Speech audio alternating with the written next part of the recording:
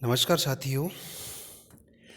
आज हम बीए प्रथम वर्ष के राजनीतिक सिद्धांतों के बारे में अध्ययन करेंगे, क्योंकि राजनीति विज्ञान को समझने के लिए हमें सिद्धांतों को समझना बेहद ज़रूरी है। और राजनीति विज्ञान में सिद्धांत एक आधार स्तंभ की तरह होता है जो राजनीति विज्ञान को समझने में सहायक होता है। राजनीतिक सिद्धांत आशय, प्रकृति और महत्व। राजनीतिक सिद्धांत का संबंध अपने आप में तथ्यों और मूल्य दोनों से होता है। समानार्थक शब्द अगर इसकी करें तो राजनीतिक दर्शन, राजनीतिक चिंतन, राजनीतिक विचार, ये होते हैं इसके समानार्थक शब्द। इसका उद्देश्य क्या है? राजनीतिक सिद्धांत का उद्देश्य क्या है? तो राजनीतिक सिद्धांत का उद्देश्य है राजनीतिक जीवन को समझना। राजनीतिक जीवन को समझना यानी जब तक हम सिद्धांत को नहीं समझेंगे तो किसी भी चीज़ के राजनीतिक जीवन को समझने में दुविधा होगी। अब इसकी आवश्यकता क्यों पड़ी? तो राजनीतिक सिद्धांत की आवश्यकता इसलिए पड़ी कि चिंतन, दर्शन और आदर्शवादियों से इसे परे करना। राजनीतिक सिद्धांत ही राजनीति विज्ञान को अस्पष्टता, अविश्वसनीयता तथा पिछड़ेपन आदि दोषों से छुटकारा दिला सकता है। अर्थात हम राजनीतिक सिद्धांत को समझ जाएंगे तो इसमें जो भी क्लिष्टता है, जो भी अस्पष्टता है, उसको हम समझ सकते हैं। और इसको एक स्वतंत्र विषय बनाने के लिए भी राजनीतिक सिद्धांत की आवश्यकता पड़ी, जिसमें अपना विषय क्षेत्र स्पष्ट एवं निश्चित हो, उसकी मान्यताएं हो, उसके अध्ययन संबंधी मान्यताएं हो एवं विकसित पद्धतियां हों। उसमें शैक्षिक की शाखाएं, प्रशाखाएं, ब्रांचेज और सब ब्रांचेज हों। नवीन क्षेत्रों में शोध, रिसर्च हो एवं सर्वेक्षण करने का अभिनव कार्य क्षेत्र हो। इसके अतिरिक्त उसकी सबसे बड़ी आवश्यकता, उसके पास एक अनुभवात्मक, विकसित तथा रचनात्मक सिद्धांत हो। अनुशासनात्मक इसको रूप देने के लिए सिद्धांत एक पूर्व अपेक्षा है। किसी भी चीज़ को एक अलग विषय बनाने के लिए सिद्धांत अपने आप में एक अपेक्षा है, पूर्व अपेक्षा है। और अपना सुविकसित सिद्धांत होना भी इसके लिए अत्यंत आवश्यक होता है। किसी भी अनुशासन के लिए अपना सुव्यवस्थित या सुविकसित सिद्धांत होना आवश्यक होता है। अब इसको समझें तो उसमें हम शुरुआत से अगर बात करें तो परंपरागत और आधुनिक दो प्रकार के बात कर सकते हैं हम। तो जो परंपरागत है उसमें मूल्यांकन करता है। परंपरागत सिद्धांत क्या करेगा? मूल्यांकन करेगा, जिसमें क्या होना चाहिए बताता है, किसे शासन करना चाहिए और क्यों करना चाहिए, और नैतिकता पर जोर देता है। जबकि आधुनिक की अगर बात करेंगे तो इसमें कौन राज्य कर रहा है और कैसे कर रहा है, अर्थात वर्तमान स्थिति के बारे में बात करेगा।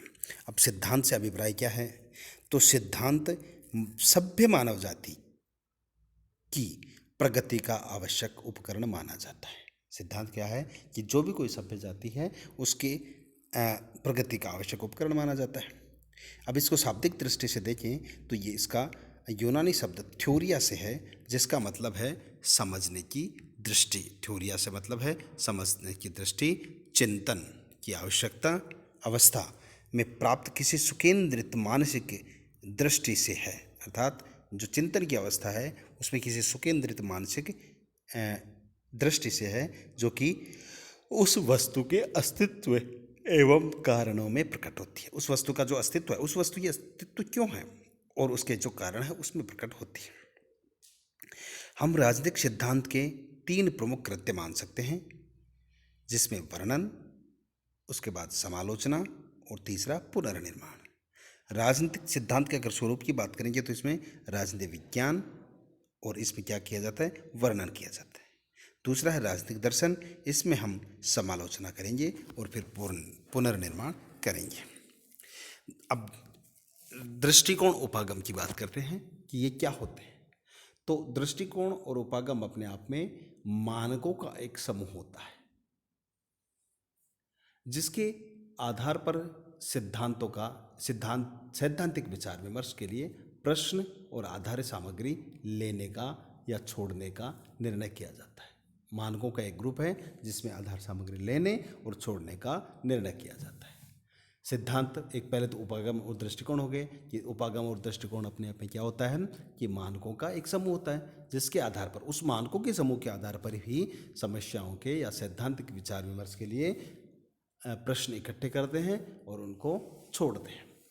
सिद्धांत जब दृष्टिकोण का कार्य विचाराधीन विषय के बारे में समस्याओं और आधार सामग्री के चुनाव से आगे निकल जाता है, यानी दृष्टिकोण के स्तर पर क्या हुआ, हमें आधार सामग्री लेनी है या छोड़नी है, तो जब इससे आगे निकल जाता है, सामग्री के चुनाव से आगे निकल जाता है, तब दृष्टिकोण अपने आप में सिद्धांत का रूप ले देता है।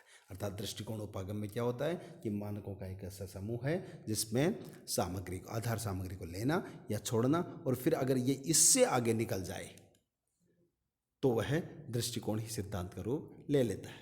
कुछ इसे विवेचन या दृष्टिकोण के लिए करते हैं तो अन्य लोग इसे व्याख्या की चरम परिणति कहते हैं। यानी दृष्टिकोण में हम क्या करेंगे, सामग्री लेंगे और उसको छोड़ेंगे, और सिद्धांत में क्या करेंगे, हमारा चिंतन मस्तिष्क सक्रिय हो जाएगा।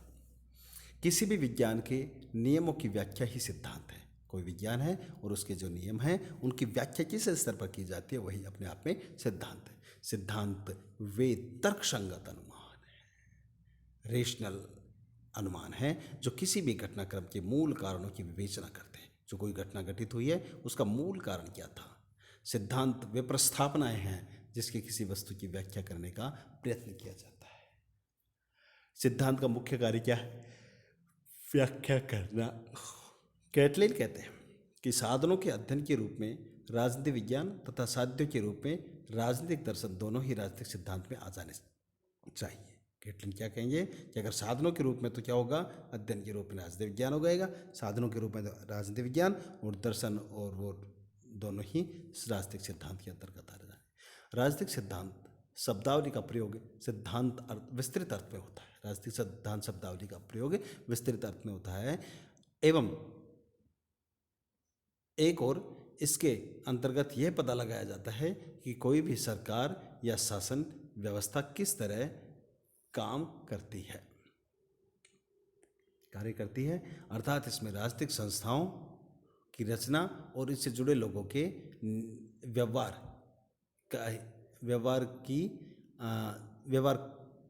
की छानबीन की जाती है, और यह अध्ययन मोटे तौर पर राजनीति विज्ञान के दायरे में आता है, और इसके अंतर्गत हम सरकार के उद्देश्यों और उनकी पूर्ति के उपायों पर विचार करते हैं।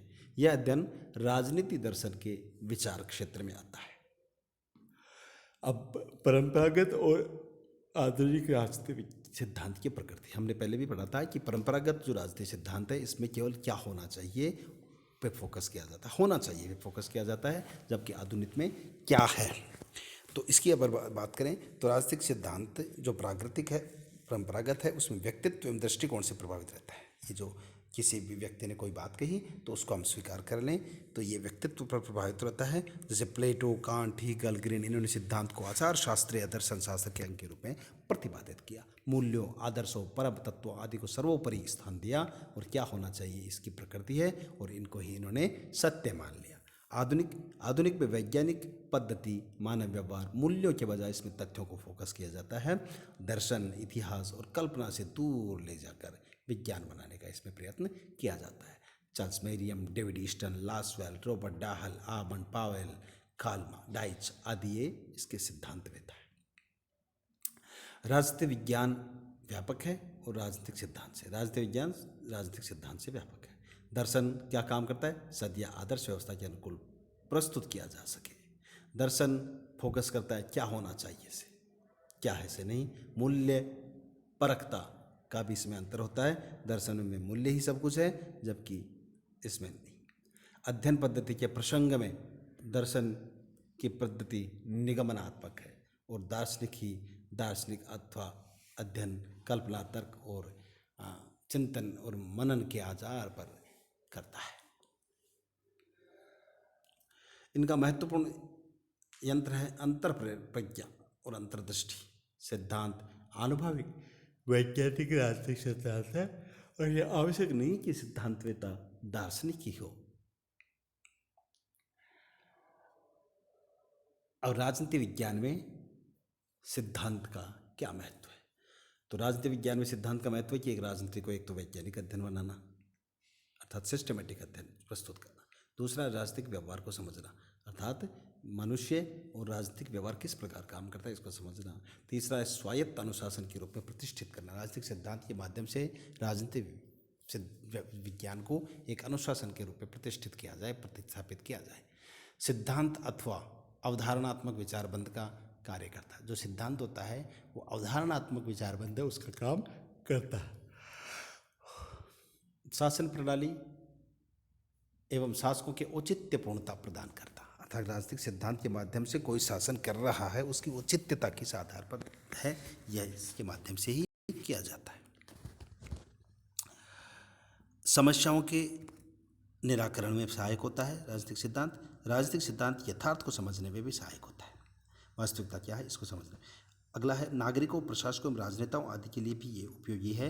वे अपने क्रियाकलापों को, अपने नीतियों को राजनीतिक सिद्धांत के आधार पर कसौटी में कस के लागू कर सकते हैं। अगला है मानव समाज की प्रगति के लिए भी आवश्यक है। मानव समाज प्रगति कब करेगा? जब वो चिंतनशील होगा, और राजनीतिक सिद्धांत हमें चिंतनशीलता प्रदान करता है। 10वां है परिवर्तनों एवं आंदोलनों का प्रेरणा स्रोत। जब कोई भी शासन राजनीतिक सिद्धांतों का अनुसरण नहीं करता और अच्छाई और बुराई का ध्यान नहीं रखता तो क्रांति होने की या परिवर्तन होने की संभावना बढ़ जाती है। तो हम कह सकते हैं कि ये इसके महत्व है। राजनीतिक सिद्धांत का विषय क्षेत्र, अब जो पहले अपन ने बात की थी कि राजनीतिक सिद्धांत में किस चीज़ का अध्ययन किया जाता है, तो राजनीतिक सिद्धांत को हम दो भागों में बांटते हैं, परंपरागत और दूसरा आधुनिक। परंपरागत को हम शास्त्रीय भी कह सकते हैं और आधुनिक या व्यवहार भी कह सकते हैं। तो परंपरागत राजनीतिक सिद्धांत में मूल्य युक्तता होती है, शास्त्रीय लक्ष्यों प्रभुत्ता होती है, राज्य की उत्पत्ति कैसे होती है, कैसे हुई, संप्रभुता, कानून, इनके बारे में अध्ययन किया जाता है। जबकि जो आधुनिक सिद्धांत है उसमें केवल मानव व्यवहार और अंतर्राष्ट्रीय राजनीतिक सिद्धांत आदि पर बात की जाती है। तो इस प्रकार हम कह सकते हैं कि राजनीतिक सिद्धांत को एक अलग विषय बनाने के लिए तथा राजनीति विज्ञान में शासकों के जो शासन हैं उनको सही रूप देने के लिए और उसको समझने के लिए हमें राजनीतिक सिद्धांत को समझना बेहद ज़रूरी होता है। धन्यवाद।